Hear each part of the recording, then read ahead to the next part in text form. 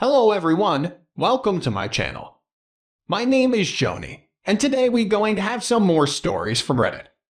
But before we start, it would be so much appreciated if you would subscribe to my channel, like the video if you enjoy it, and maybe leave a comment down below.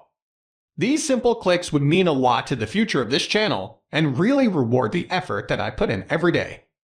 And now, without further ado, let's go. Now let's get into today's stories to find out what happened. Around the time my wife and I were celebrating our 15th wedding anniversary and oldest daughter's birthday, I used my wife's phone without her knowledge and found that she had Googled questions about divorce. I was shaking as I looked through her phone messages. I figured if I didn't know this, I might not know about something else, and I was right. She was messaging a girlfriend of hers about how she was tired of me, tired of being a housewife life, and wanted a chance to live her life how she wanted. Her friend talked about another man that she thought was me, but my wife corrected her, saying she was thinking of her boyfriend. Her friend advised her to file for divorce and end the marriage before she was caught cheating. She should have taken her friend's advice, but my bored housewife said she needed more time to secure her future life in advance. She wanted to make sure AP was ready for her to move in. She admitted that she planned to have AP over at our house the next time I left for a few days. I didn't know if this was the first time or just the only time she told her friend about it. She was saying terrible things, but she expected her friend to understand, not criticize her. Her friend said she was living an unfulfilled life, so she had every right to do what she wanted. That's when my wife added that she even planned to let me have full custody of our kids. I was shocked and heartbroken. It was like she didn't realize or care about how much this would affect them. I searched her phone for any secret messaging app, but I couldn't find anything, so I didn't know who AP was.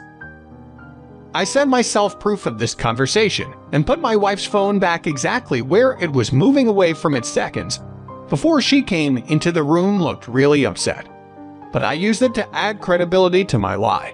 I said I just got off the phone with my boss who needed me to go on a business trip in place of a sick coworker. She looked pleased about it, but had to pretend she was disappointed.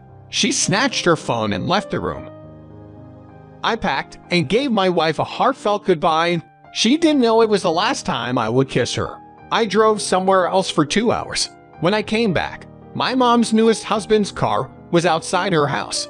My heart was racing as I recalled the last time we had a family gathering. My wife was definitely talking to him. I couldn't hear much, but she had flirty eyes and stood really close to him. We attended their wedding 2 years prior, and my wife said he looked incredible for his age. I'm sure his wealth didn't attract her at all.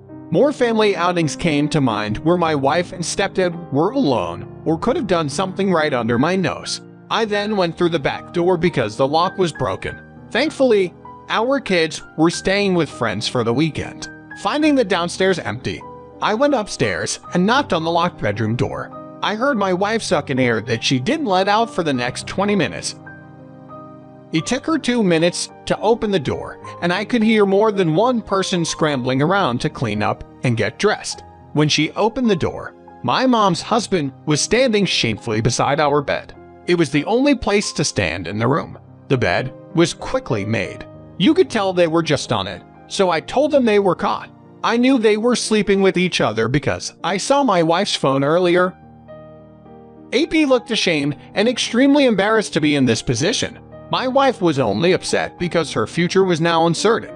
Knowing who AP was, I concluded that she expected him to leave my mother so they could move in together.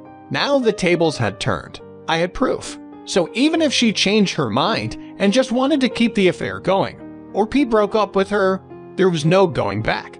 AP asked me to forgive him and promised that if I didn't tell my mother, he would rededicate his life to making her the happiest woman alive. I just gave him a cold, hard look since he thought I would actually buy that garbage. He looked at my wife for a split second, saying he made a huge mistake by seeing her without my knowledge. I don't think he could say what they did out loud. I asked, but he just crossed his arms, covered his mouth, and looked down. I asked if they slept together, and he shamefully nodded. My wife then said she was wrong for betraying my trust and needed me in her life. She said she was sorry for believing she was bored Lord and needed a change. I asked my despicable stepfather to leave. My wife begged me to get into bed with her and let this go. She said 13 out of 15 years of loyalty isn't too bad, and I should be able to forgive and stay with her. Meaning she was having this affair with AP for 2 years since their wedding day. I told her she was disgusting to ruin my mother's marriage and ours, and she was going to lose her husband, children, and home because of this. The tears started flowing again, but I did not care. She was not the person I thought she was. Later that night, I slept in the guest room without saying another word to her. I also called my mom and told her what happened. She was absolutely heartbroken, but thanked me for letting her know I stayed in that room for the time it took to get the divorce finalized. My mom was also planning on divorcing AP. I didn't tell the kids what happened, but I'm sure they knew something was going on since me and their mom were quite distant. I think my wife hoped I would change my mind last minute if she behaved honorably while we went through the motions. AP swore via text he would never forgive himself, and he vowed to me that he would never see my wife again. I wondered if he realized he just gave me proof to show my mother. Not that I needed it. She would probably believe me. While waiting for the divorce to become final, I told my wife that her income was going to pay all the bills. That was the least she could do for the heartbreak she caused me. She agreed, and she spent lots of time with our children, which was bittersweet to me. I saved up money and sold some of my baseball card collection to gather enough for a down payment on a house. It had 2 sections, one for me and one for my mother. Then, just after the divorce was final, I told her the truth about her husband. She was devastated, but at least I was able to soften the blow by telling her about our new way of living. She took a week to have it out with AP and pack her things, but I was there with her. No one should have to go through this. But when I considered keeping the truth from her, it didn't feel right. After proving my wife's infidelity and willingness to give me the house in custody, the judge found it impossible to believe her lies. She was forced to move in with the only person willing to have her, which was her boss. You can imagine how awkward it must have been when she had no choice but to fire her due to her poor job performance.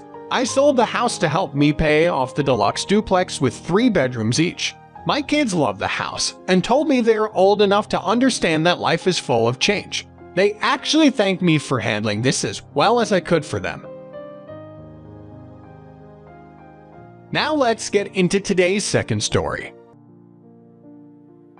My wife, 34, had issues getting pregnant.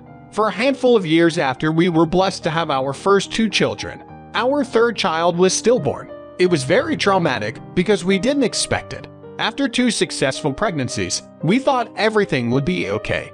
Instead, we arrived at the hospital only to find out the devastating truth. We had to gently explain what happened to our older children, and it wasn't easy. We closed the door to the nursery and never opened it again. Just a few months later, my wife was back to work and she started escaping to the bathroom during family time. Before walking into the kitchen, I looked over my wife's shoulder as she unlocked her phone to discover her passcode. Then I just kept watching as she replied to a message from AP. As we sat on the couch having a movie night with our children, I couldn't react because the kids. I checked her phone and found more extremely inappropriate texts to her coworker. They talked about work, but mostly it was about my wife, her grief, and what she needed to feel better. I woke her up in the middle of the night to confront her. She was extremely remorseful and shamed. She said now that I had caught her, reality was sinking in, so she promised to shut it down and cut him off completely. This was followed by many hard talks, but I thought we were moving forward. She told me they never slept with each other. Despite all her talk about wanting to take him, I doubted her truthfulness, but I didn't want to believe my marriage was over.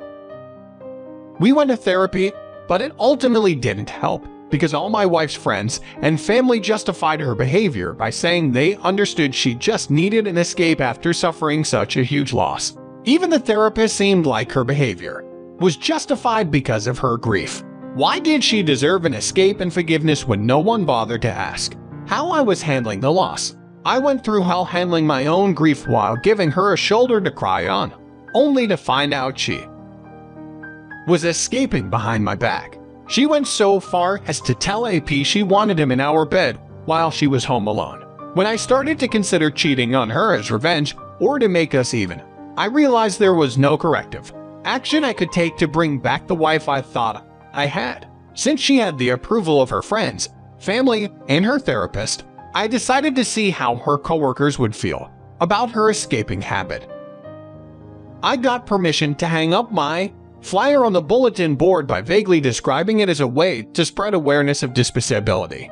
The boss was busy at the time, so she let me hang it up. All of my wife's coworkers saw the worst text she received besides a text box I wrote describing our family and what we were all doing together while she had the nerve to send these. When she went into work for her next shift, she received so much criticism and slander that she returned home crying. That's when I gave her a copy of the flyer. There wasn't much she could say in her defense because I knew everything. She wanted me to forgive her and stay married, and that just couldn't happen. She wasn't the woman I married. She gave me up for an escape with another man. I don't see how us losing a child is any excuse for her to cheat on me. I'm sure that if I was the one doing this, I would have been shunned. It was a sweet relief to me that she quit her job. She was suffering from the reality she didn't want to face, and now I followed through with the divorce. A woman worthy of a wife's title would never betray the husband she had children with just because they lost a child. They would support each other at the worst of times so that moving forward became possible. They would act as pillars so their children's world could remain stable. So after the divorce, I moved myself and the children onto my cousin's farm. I heard animals can be therapeutic, and that's what I wanted us to be surrounded by. Certainly not a constant reminder of the life we used to live with their mother. She was able to stay in the house since I let her have it in the divorce.